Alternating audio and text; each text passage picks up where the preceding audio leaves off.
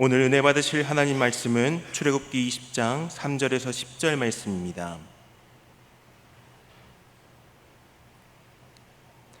출애굽기 20장 3절에서 10절 말씀을 함께 읽겠습니다. 너는 나 외에는 다른 신들을 내게 두지 말라. 너를 위하여 새긴 우상을 만들지 말고 또 위로 하늘에 있는 것이나 아래로 땅에 있는 것이나 땅 아래 물속에 있는 것에 어떤 형상도 만들지 말며 그것들에게 절하지 말며 그것들을 섬기지 말라.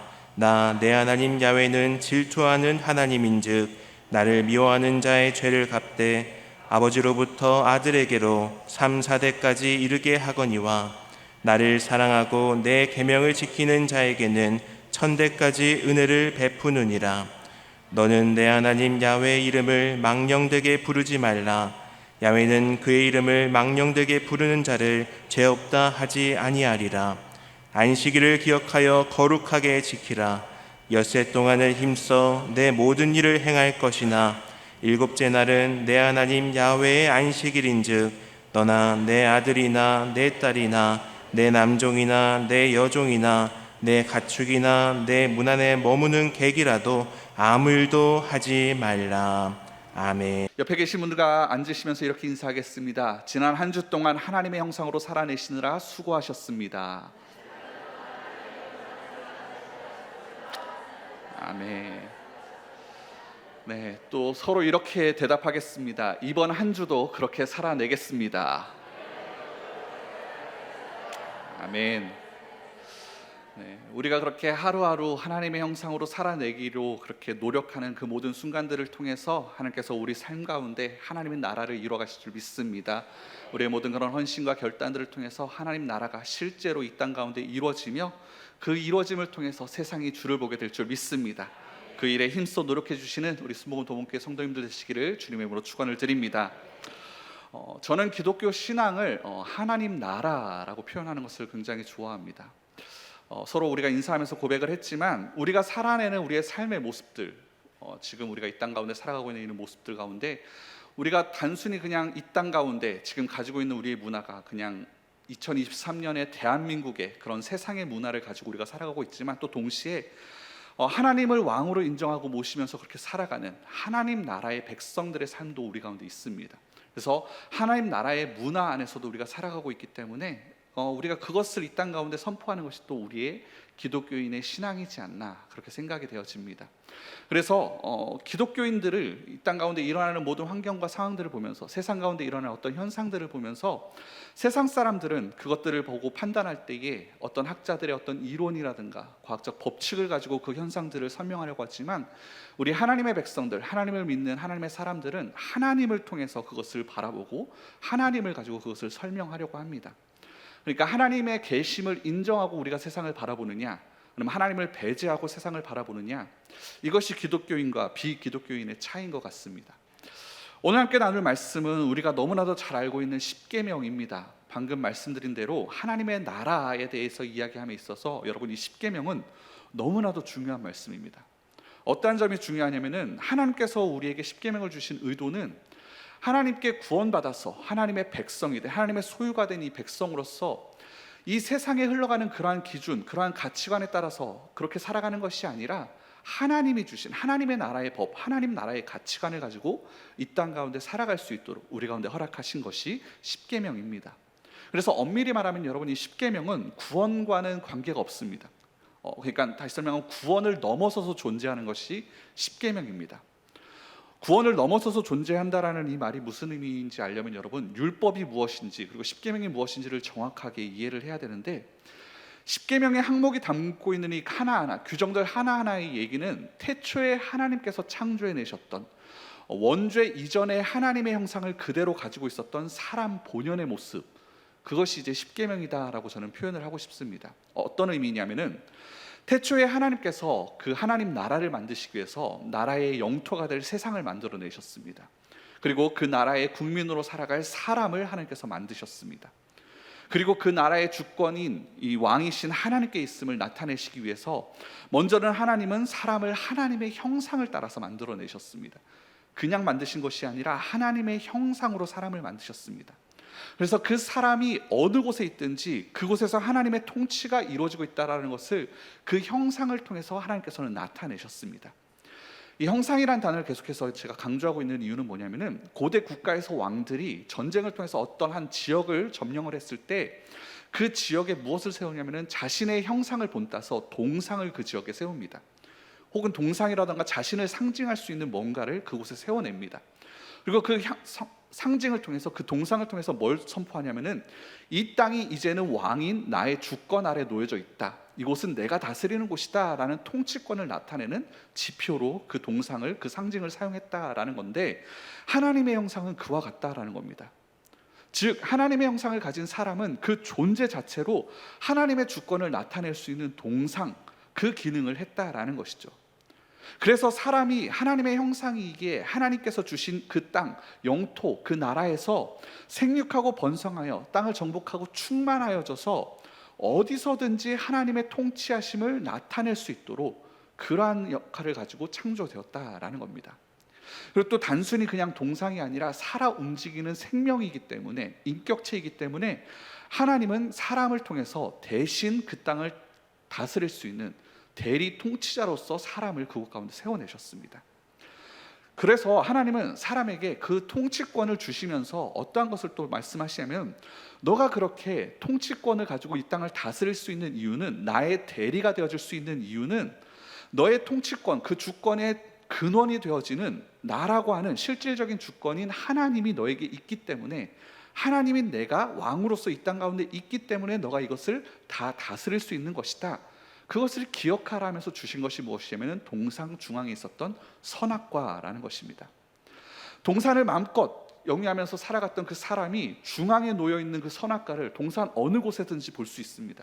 동산 어느 곳에든지 그 중앙에 놓인 선악과를 바라볼 때마다 떠올리게 되는 것이 무엇이냐면은, 아, 하나님이 계시는구나, 하나님이 주인으로 이곳 가운데 계시는구나, 하나님이 왕이시구나, 내가 이 땅에서 이 모든 것들을 정복하며 다스리면서 살아갈 수 있는 이유는 하나님께서 나에게 이 다스릴 수 있는 권한을 주셨기 때문이구나, 하나님이 왕이시구나 라는 것을 그 선악과를 보면서 계속 떠올리게 되었다라는 것입니다. 그런데 어떠한 일이 일어났습니까? 사람이 그 명령을 어기고 선악과를 따먹게 되어졌습니다. 뱀이 사람에게 들려준 얘기가 무엇이었습니까? 너가 하나님과 같이 될 수 있다라는 얘기였습니다. 하나님과 같이 될 수 있다는 말에 그 열매를 따먹었습니다. 즉 사람은 하나님과 같이 되려고 했습니다. 하나님을 대신해서 통치하고 있던 그 사람이 하나님을 버리고 자신이 통치자가 되려고 했다라는 겁니다. 세상에서는 이 사건을 뭐라고 표현하면 반역이라고 얘기합니다.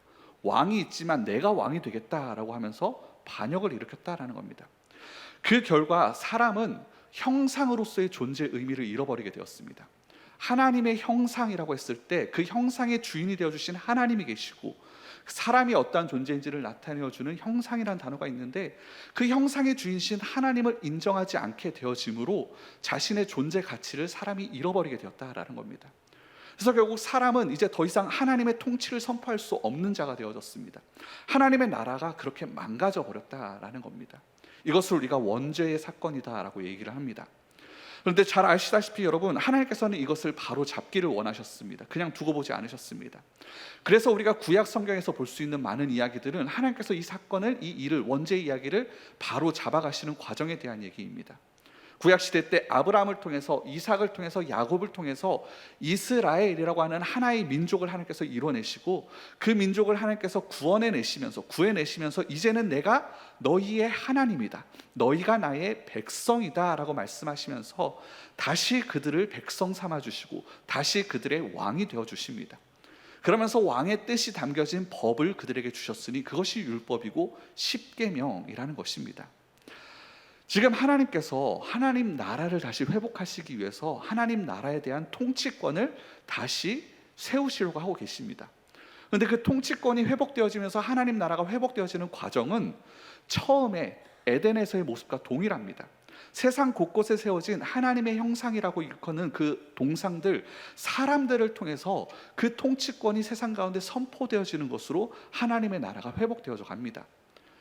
즉 사람을 통해서 통치권이 회복되어져야 되는데, 그렇다면 지금 이스라엘 백성들, 하나님께서 택하여서 구원해내신 이 이스라엘 백성들은 어떠한 의도로 하나님께서 부르셨냐면은 하나님의 뜻을 세워나갈 하나님의 형상, 회복되어진 하나님의 형상으로서 세상 가운데 세워내서 하나님의 통치를 선포하기 위하여요.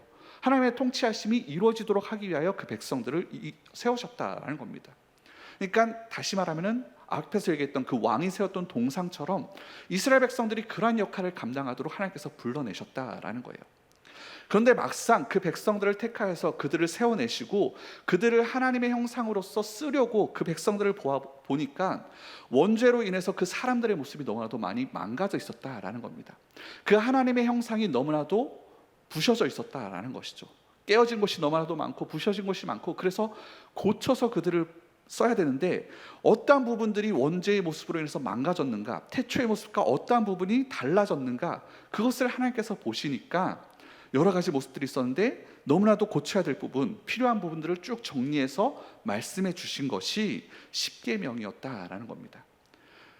그러니까 여러분, 만약 누군가가 이 십계명을 정말 하나님께서 원하시는 대로 하나님의 의도와 그 뜻대로 정말 온전하게 잘 지켜낸다라면은 그 사람은 태초의 하나님의 형상대로 살아가는 사람의 모습인 겁니다.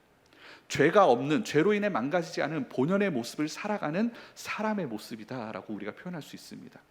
우리가 이미 그러한 분을 봤습니다. 예수님께서 바로 그러한 분이십니다. 예수님께서 율법의 완성이신 이유가 바로 거기에 있습니다. 그리고 로마서 5장에서 아담과 우리 예수님을 비교하면서 말씀하시는 이유가 여기에 있습니다.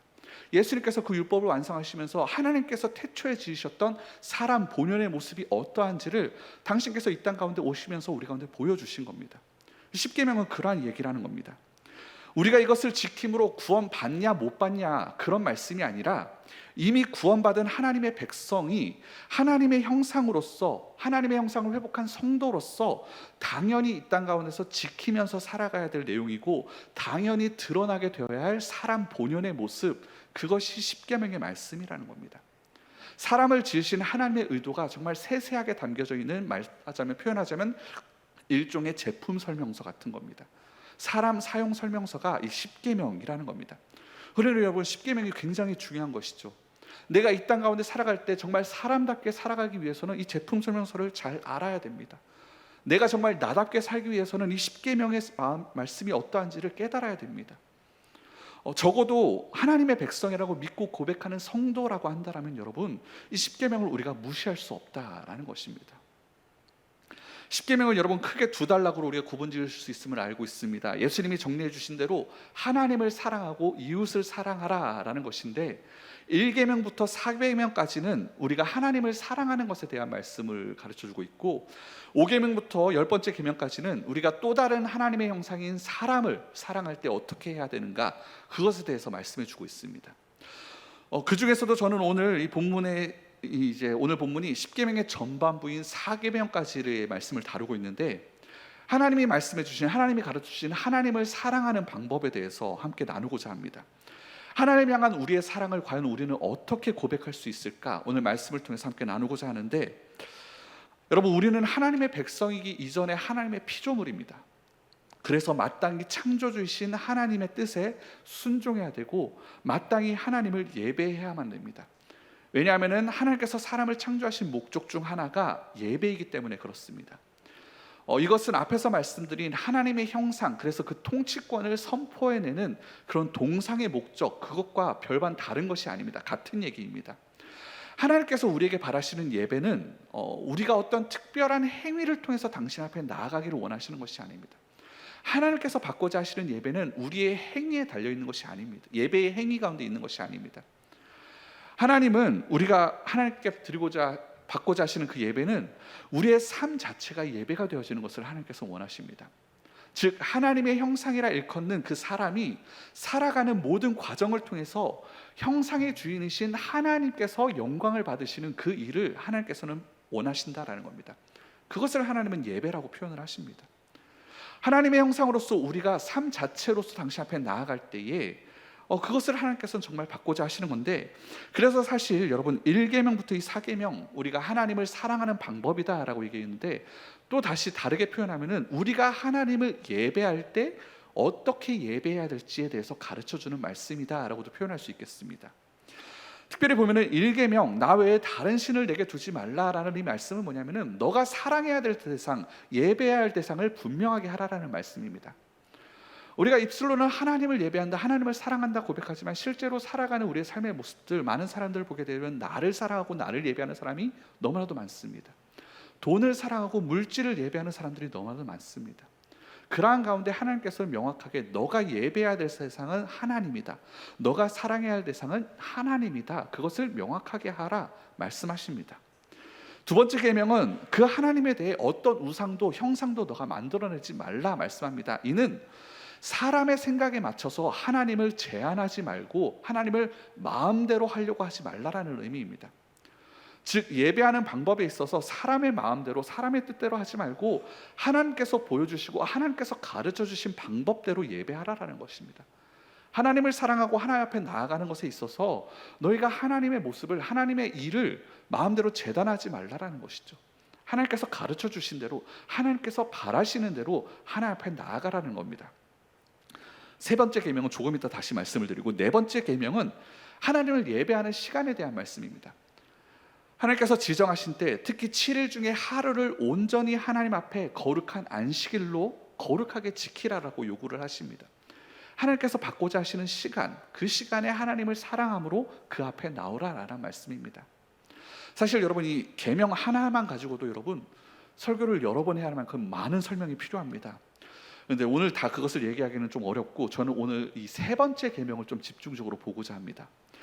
세 번째 계명은 어떠한 의미냐면은 우리가 하나님을 향해서 올바른 방법을 가지고 올바른 대상을 향해서 올바른 시간에 예배한다 하더라도 그 모든 예배 가운데 우리의 마음이, 우리의 태도가 명확하게 담겨져 있지 않다라면은 그것은 잘못된 예배다라는 가르침입니다.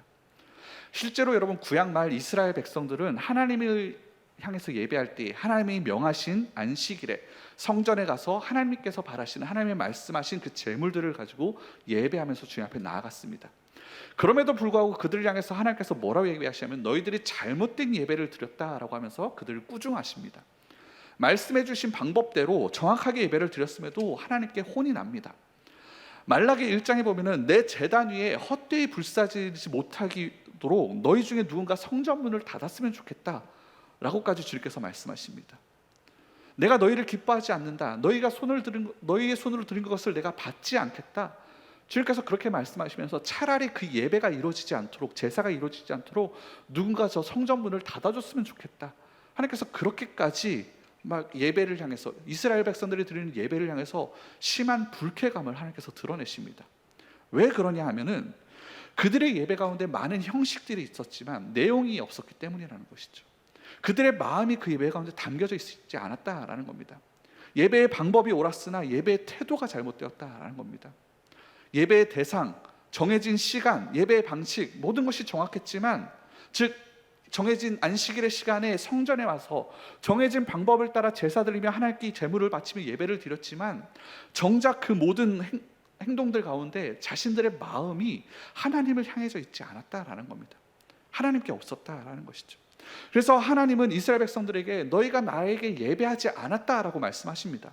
그 말을 들었을 때 이스라엘 백성들이 아니 우리가 도대체 언제 하나님을 예배하지 않았습니까? 우리가 당신께서 정하신 때 당신을 향해서 정해진 제물을 가지고 와서 예배하지 않았습니까? 매 절기 때마다 그러하지 않았습니까? 막 그렇게 따집니다. 그런데 하나님께 있어서 마음의 중심이 담겨져 있지 않은 예배는 실격 처리되어져서 드리지 않은 것과 같다라는 겁니다. 그러한 것으로 여기신다라는 것이죠. 오늘날 우리도 새벽 때, 수요일에, 금요일에 또 이렇게 주일에 예배당에 와서 하나님께 예배를 드립니다. 정해진 방식에 따라 순서를 가지고 여러분 우리가 예배를 드립니다. 그런데 그 모든 것에 하나님이 원하시는 정신과 태도, 마음이 담겨져 있지 않다라면은 우리의 이 모든 예배의 시간은 하나님 앞에 실격 처리되어져서 그 예배를 드리지 않은 걸로 하나님께서 여기신다라는 것입니다. 무서운 말씀입니다, 여러분. 우리의 시간이, 우리가 드려지고 있는 이 모든 시간이 하나님께 아무런 의미가 되어지지 않고 우리에게도 의미가 되어지지 않는 시간일 수 있다는 겁니다.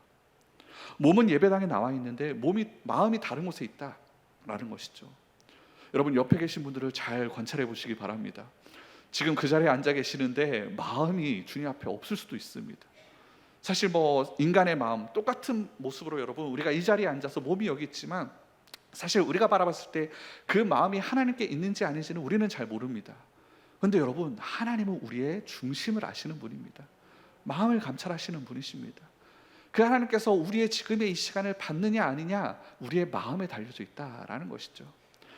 하나님이 원하시는 예배의 정신과 태도에 대해 말씀하시는 것이 오늘 함께 읽은 세 번째 계명입니다. 너는 내 하나님 야훼의 이름을 망령되게 부르지 말라. 야훼는 그의 이름을 망령되게 부르는 자를 죄 없다 하지 아니하시리라. 문자적으로 이 세 번째 계명이 요구하는 것은 하나님의 이름을 사용하지 말라라는 것이 아닙니다. 하나님의 이름을 부르되 망령되게 부르지 말라라는 것입니다.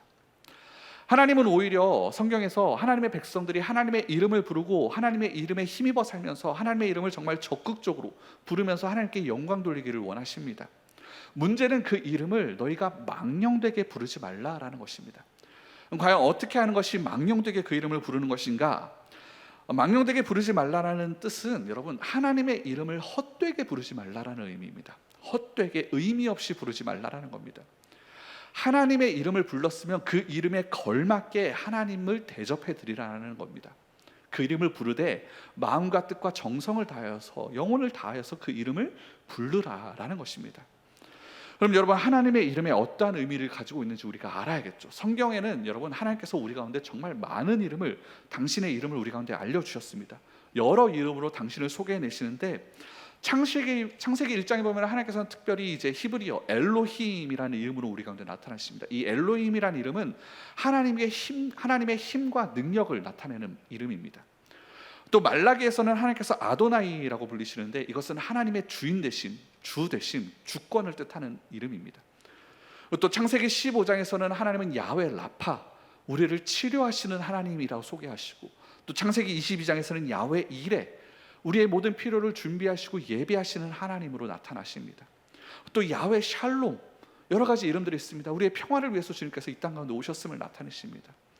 또 하나님께서 당신의 어떤 위대하심을 나타내실 때는 엘 엘리온이라고 해서 지극히 높으신 하나님이라는 이름으로 우리 가운데 나타나시고 또 하나님께서 당신이 영원하시다 그 영원하심을 드러내고 싶을 때는 엘 올람 영원하신 하나님이라고 우리 가운데 말씀해 주십니다. 이처럼 성경에는 여러분 하나님의 여러 이름이 나타납니다. 그 여러 이름을 가지고 우리 가운데 오셔서 당신이 어떠한 분이신지 당신의 속성과 당신의 마음들을 드러내십니다. 이때 우리가 하나님의 이름을 망령되게 부르지 않는다는 것은 무슨 의미냐면은 이러한 다양한 하나님의 이름 속에 포함되어 있는 하나님의 이런 속성, 하나님의 성품들 그것들을 우리가 정말 실제로 믿고 그것이 실제한다는 것을 인정하면서 그것을 불러야 된다라는 의미입니다. 예를 들어서 우리가 전능하신 하나님이라고 부르면서 실제로 내 마음 가운데 생각하기로는 내 감기 하나 치료할 수 없는 그런 하나님을 우리가 여기고 생각한다라면은 그것은 우리는 하나님의 이름을 망령되이 일컫는 것이다 얘기할 수 있겠습니다. 우리가 전능하신 하나님이라고 부를 때는 그분이 실제로 내 문제의 모든 것들을 해결해 내실 수 있는 능력 있는 분이심을 정말 믿음 가운데 불러야 된다라는 겁니다. 또 우리가 전지하신 하나님, 모든 것을 아시는 하나님이라고 부를 때는 정말 말 그대로 내 모든 행동, 내 모든 생각, 내 모든 것 하나하나까지도 모든 것을 아시는 하나님으로 인정하고 믿으면서 불러야 된다라는 겁니다. 전지하신 하나님이라고 고백해 놓고도 아무도 없는 곳에서 사람이 없는 곳에서 행동으로 혹은 내 마음으로 죄를 지으면서 살아간다라면 그것은 하나님의 이름을 망령되이 일컫는 거라는 겁니다. 즉 이 3계명의 요지는 여러분 우리가 하나님의 백성으로서 하나님의 이름을 우리가 대할 때에 하나님을 정말 하나님 되게 초월자이신 창조주신 그분을 향해서 정말 마땅한 두려움과 마땅한 경배함을 가지고 즉 경외심을 가지고 우리가 하나님 앞에 나아가야 된다라는 것을 말씀해 주는 겁니다. 하나님을 만나면 여러분 그 경외심을 가질 수밖에 없습니다.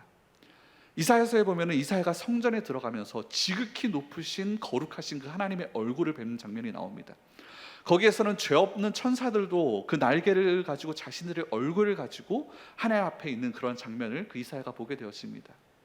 그때 거룩하신 그 하나님을 만나자마자 이사야의 마음 가운데 가장 먼저 든 생각이 뭐냐면은 거룩하신 그 하나님 앞에 자기가 너무나도 추악한 죄인이다, 너무나도 더럽고 추악한 죄인이다, 그것이 그에게 깨달아졌다라는 겁니다. 그 전까지는 자기가 꽤 괜찮은 사람인 줄 알았을 겁니다. 왜냐하면은 그는 선지자였고 그리고 또 제사장이었습니다. 어릴 때부터 단 한 번도 예배에 빠져본 적이 없고 정말 신앙교육을 정말 종교교육을 정말 열심히 잘 받은 그런 사람이었습니다. 그래서 다른 사람들에 비하면, 그냥 일반 백성들에게 비하면은 자신이 조금은 괜찮은 사람이다라고 여겼을 것 같습니다. 그런데 하나님을 뵙고 나니까 그것이 아무 의미가 없어졌습니다. 내가 얼마나 더러운 죄인인가, 얼마나 추잡한가, 그것을 깨닫게 되었다라는 것이죠. 그러면서 그때부터 그가 하나님이 두려워지기 시작합니다. 그리고 그때 그 입술에서 고백되어지는 말씀이 뭐냐면은 화로다 나여 망하게 되었도다. 하나님 앞에 섰을 때 그러한 고백이 나왔다라는 것이죠. 죽게 되었다라는 겁니다. 하나님을 만난 사람들의 공통점은 여러분, 하나같이 하나님을 두려워하게 됩니다. 하나님을 만난 사람들은 하나님을 두려워하면서 그 마음에 죄를 품는 것 자체를 여러분 두려워하게 된다라는 겁니다. 그런데 반면 여러분, 불신자들은 하나님을 두려워하지 않습니다. 오히려 적극적으로 하나님을 무시하고 멸시합니다. 오늘날 그렇게 하나님을 향해서 무시하면서 개로 취급하면서 여러분, 우리를 개독교라고 표현하는 이제 표현들을 쓰게 되어지는데, 왜 그들이 하나님을 그렇게 두려워하지 않을까요, 여러분? 사실 그 개독교라는 표현 안에는 우리의 어떤 잘못된 행실을 향해서 꼬집는 얘기도 있지만, 우리 하나님을 향한 멸시와 조롱 섞인 얘기도 있습니다. 우리의 왕이신 하나님이 개 취급을 당하고 계신다. 여러분, 이게 여러분 괜찮으신가요? 우리는 돌이켜 봐야 된다라는 겁니다.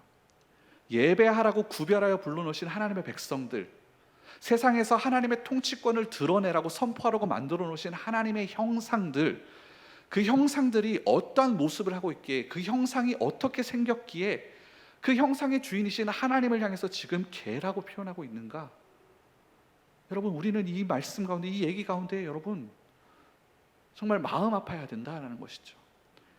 그분의 왕 되신 그 이름을 우리가 가장 먼저 망령되이 부르고 있지는 않았는가? 오늘 말씀 가운데 돌이켜 봐야 된다는 겁니다. 주님이 오신 지 2000년이 지난 지금 오늘날까지 세상이 우리 그리스도인들을 통해서 어떤 형상을 보아왔기에 하나님을 향해서 그러한 말을 그들이 서슴없이 던질 수 있는가? 하나님을 알지 못하는 세상은 여러분, 하나님을 먼저 알게 된 우리를 통해서 하나님을 알게 되고 하나님을 보게 됩니다. 그런데 과연 우리가 어떠한 이름을 가지고 어떠한 이름을 향해서 어떠한 형상으로 하나님을 예배해 왔기에, 세상이 우리를 통해서 무엇을 보았기에 하나님을 그렇게 표현하면서 무시하고 모욕할 수 있는가? 사실 설교를 이제 준비하면서도 제가 단위에서 이렇게 막 개라는 표현을 쓰는 것이 조금 마음 가운데 불편했습니다. 듣는 여러분들도 불편하셨을 겁니다. 그런데 정작 여러분, 하나님은 어떠한 마음이시겠습니까? 하나님은 얼마나 이 상황 가운데 아파하시겠냐라는 거죠. 여러분, 우리가 하나님께 지음받아 이 땅 가운데 생명을 얻고 살아가는 그 삶의 목적은 여러분, 첫째도 예배이고 둘째도 예배이고 셋째도 예배입니다. 오직 그것을 위해서 우리는 부르심을 받았고 지으심을 받았습니다. 무슨 일을 하듯 죽게 하듯 행하는 그 모든 영광 돌림을 통해서 그런 예배를 위해서 하나님을 우리에게 하나님의 형상이라는 놀라운 것을 우리 가운데 허락하셨습니다. 지으신 그대로 여러분, 우리가 이 모습을 가지고 살아가는 이 모든 순간, 숨 쉬면서 있는 그 모든 순간을 통해서도 그저 살아감만으로, 먹고 마시고 사랑하는 그 모든 순간들을 통해서 여러분, 그야말로 존재 자체로 하나님을 예배할 수 있는 그러한 존재로 우리는 지으심을 받았습니다. 그래서 우리가 창조 세상 그 어느 곳에 있든지 우리에게 있는 하나님의 형상을 보고 하나님의 계심을 볼 수 있도록 그러한 하나님의 형상으로 우리를 세상 가운데 보내셨습니다. 우리는 그러한 모습으로 예배해야 된다는 것이죠. 하나님께서는 그 형상이 얼마나 중요했는지, 심지어 그 형상이 망가진 것을 두고 볼 수 없으셔서 그 형상을 고치시려고 직접 저 하늘 보좌를 버리고 이 땅 가운데 오셨습니다. 가장 낮은 연약한 모습으로, 이 세상 가운데 낮은 자, 연약한 자라고 여겨지는 그 한 사람조차 놓칠 수 없으셔서 인간이 생각할 수 있는 정말 가장 낮은 모습, 가장 연약한 모습으로 이 땅 가운데 오셔서 십자가에 달려 죽으셨습니다. 하나님께서는 그렇게까지 하셔서 우리를 고치시고 다시 세워내셔서 거룩한 백성, 성도라고 불러주시고 하나님의 형상으로서 다시 한번 이 세상 가운데 하나님을 예배할 수 있도록, 하나님의 통치하심을 드러낼 수 있도록 우리를 세워주셨다라는 겁니다. 그런데 여러분, 우리가 지금 어떠한 예배를 하나님께 드리고 있습니까? 아니, 오늘 이 시간 지금 이 자리에서 주일 일부 예배만을 얘기하는 것이 아니라 여러분 지금 삶에서 어떻게 살아가고 계십니까? 여러분은 가정에서, 직장에서, 여러분이 속한 모든 영역에서 어떠한 형상으로서 하나님께 영광을 드리고 계십니까? 나의 지난 한 주, 또 살아낼 이번 한 주 속에서 하나님의 이름이 망령되이 일컬어지고 있지는 않는지, 또 그렇게 망령되이 일컬어지는 것을 그냥 가만히 내버려 두고 계시지는 않는지, 오늘 말씀을 통해서 여러분 깨달을 수 있기를 주님의 이름으로 축원을 드립니다. 여러분, 예배를 똑바로 드리셔야 됩니다. 하나님이 거룩하시니 우리도 거룩해야만 합니다. 하나님이 우리에게 보여주신 하나님의 속성들 그대로를 가지고 하나님의 형상답게 그 속성들을 우리가 세상 가운데 드러내며 그렇게 살아내야만 합니다. 만약 우리가 공의의 하나님, 그 정의만 바라보는 하나님이라는 이름을 가지고 세상 가운데 나가 그 세상의 죄만 지적하고 죄인들을 심판하고 그들을 정죄하면서 이것으로 하나님의 정의가 실현되었다라고 이야기한다면, 그러면서 또 교회 안에서 누군가를 정죄하고 판단하고 심판하고 있다라면, 그 이름만 매달려 있다라면은 우리가 사랑의 하나님이란 이름을 또 망령되이 일컫는 걸 수도 있습니다. 또 그렇다고 죄 짓는 우리 형제 자매들을 바라보면서 그냥 그저 내버려 두고 죄 가운데 있는 것을 그냥 바라보기만 한다라면은 한 영혼을 죽기까지 사랑하셔서 또한 그것을 심판하기 위해서 기다리고 계시는 심판의 하나님, 공의의 하나님의 이름을 또 망령되이 일컫는 걸 수도 있습니다. 사랑하는 성도 여러분, 우리 모두가 오늘 이 3계명에 비춰볼 때 과연 내가 드리고 있는 이 예배가 정말 우리 왕 되신 하나님에 대한 정말 그 거룩한 두려움과 존경심이 우리의 삶 가운데 정말 담겨져 있는가, 사랑의 마음이 그 모든 삶 가운데 있는가 돌아볼 수 있기를 주님의 이름으로 축원을 드립니다. 지금까지 그래 왔으니 정해진 시간에 하라고 하니까 여전히 어떤 학습된 형식을 가지고 하나님의 이름을 이 자리에서 망령되이 일컫고 있었다라면은 오늘 말씀 앞에서 여러분 회개할 수 있기를 바랍니다. 또 삶의 예배의 자리 가운데 나아가서 평일에 나의 모든 모습들을 통해서 세상이 주를 보게 되어진다라는 사실을 여러분 기억하시면서 내 작은 언행 하나에서도 저가 하나님이 어떠한지를 판단하겠구나, 생각하게 되겠구나, 그것을 여러분 기억하시면서 거룩한 부담감을 안고 하나님을 예배할 수 있는 삶을 살아낼 수 있기를 주님의 이름으로 축원을 드립니다. 하나님의 이름을 기억하시길 바랍니다. 저와 여러분들의 모든 삶의 모든 순간이 하나님 앞에 향기로운 제사가 되어져서 하나님께 드려줄 수 있기를 주님의 이름으로 축원 드립니다. 이 시간 같이 찬양하고 기도하는 시간 가졌으면 좋겠는데, 주를 위한 이곳에 라는 찬양입니다. 오늘 함께 나누고 싶은, 그리고 또한 모든 말씀들 속에 우리의 결단이 담겨져 있는 그런 찬양인 것 같습니다. 이 찬양으로 하나님 앞에 우리의 마음을 결단하면서 잠깐 기도하는 시간 갖도록 하겠습니다.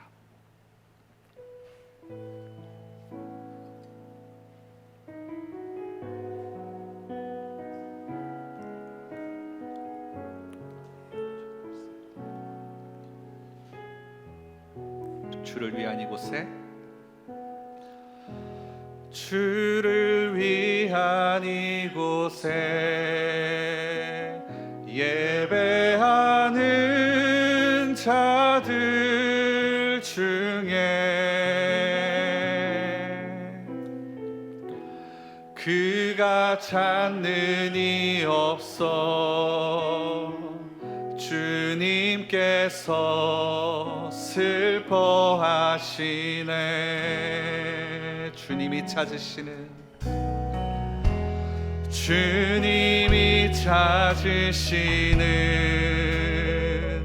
그 한 사람, 그 예배자, 우리의 마음을 다하여 결단하길 원합니다.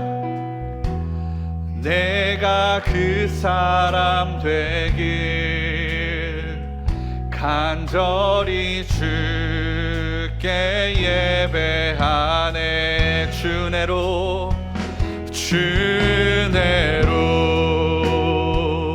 이곳에 서 있네. 주 임재에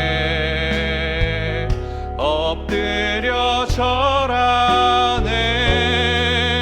그 어느 것도 난 필요 없네.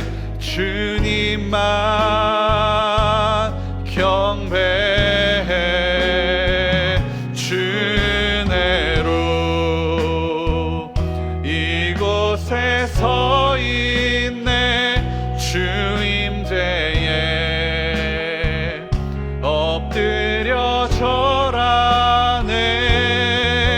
그 어느 것도 필요 없네. 주님만 경배해. 우리 시간 잠깐만 합심해서 같이 기도하실 때 이 찬양의 고백대로, 이 결단대로 주님 앞에 나아갔으면 좋겠습니다. 이 시대에 세상이 주를 향해서 그렇게 모욕적인 말을 하는 이 시대, 정말 주님이 찾으시는 그 한 사람, 그 예배자, 그 사람이 주님 내가 되겠습니다. 내가 이 땅 가운데 당신의 은혜로 다시 한번 살아나서 예배자로서 서겠습니다. 하나님의 형상으로 정말 큰 마음을 품고 이 땅 가운데 주님께서 우리를 세우시고 지으시고 보내신 그 뜻을 따라서 내가 정말 예배자로 이 세상 가운데 살겠습니다. 그렇게 살아가겠습니다. 주님, 내 결단 가운데 그것을 기뻐함으로 받아주시고, 나는 너무나도 연약하여 그 일을 내 힘으로는 감당할 수 없으니 성령 하나님이 임하셔서 내가 정말 내 모든 일상 속에서 그러한 예배가 끊이지 않을 수 있도록 성령 하나님 나를 인도하시고 도와달라고 그렇게 구하시면서 잠깐 합심해서 주여 일창하시고 함께 기도하겠습니다. 주여, 하나님, 이 시간 결단함으로 기도함으로 나아갈 때에 하나님, 오늘 이 시간 주일 앞에 아버지 당신의 십자가 앞에 무릎 꿇는 그 말씀 앞에 결단함으로 나아가는 우리 모든 성도들의 마음 가운데 주의 성령으로 이 시간 역사하여 주시옵소서. 그 마음의 모든 생각을, 그 결단을 주님께서 기쁨으로 받으시사 하나님 나라의 귀한 영광을 그곳 가운데 허락하여 주시옵시고, 오늘 하루 아버지 이번 한 주 모든 삶의 모든 순간들 속에 하나님의 능력이 되어지는, 하나님의 예배자가 되어지는, 하나님의 회복된 형상이 되어질 수 있는 그러한 권능을 우리 모두 가운데 허락하여 주시옵소서. 그래 아버지, 이 시간 결단함으로 기도함으로 부르는 우리 모든 성도님들 한 사람 한 사람 주님의 은혜 가운데 이 시간 사로잡아 주시옵시고, 하나님 오늘 하루도 아버지 오늘 이번 한 주의 모든 시간도 주님께서 이끄심으로 일상 속에서 모든 영역 속에서 하나님의 영상으로 주의 살아계심, 주님의 일하심을, 주님의 나라의 선포하며 아버지 그것이 예배의 재단이 쌓아질 수 있도록, 다시 한번 회복되어질 수 있도록 그들 가운데 은혜 베풀어 주시옵소서. 주님 고맙고 감사합니다. 마음 가운데 생각 가운데 뜻을 다하여 기도함으로 주 앞에 무릎 꿇는 우리 모든 성도님들 이 시간 찾아가심 속에 크신 능력으로 함께하여 주시옵시고, 그 마음의 모든 생각을 주님께서 기쁨으로 받으시사 오늘 예배가 정말 주님이 기뻐 받으시는 마음의 예배, 산재물의 예배 되어질 수 있도록 성령님 그 마음을 주장하시고 인도하여 주시옵소서. 주님 이번 한 주의 모든 시간을 당신께 되어 맡겨드립니다. 주의 성령으로 인쳐 주시옵시고 동행하시고 인도하여 주시옵소서.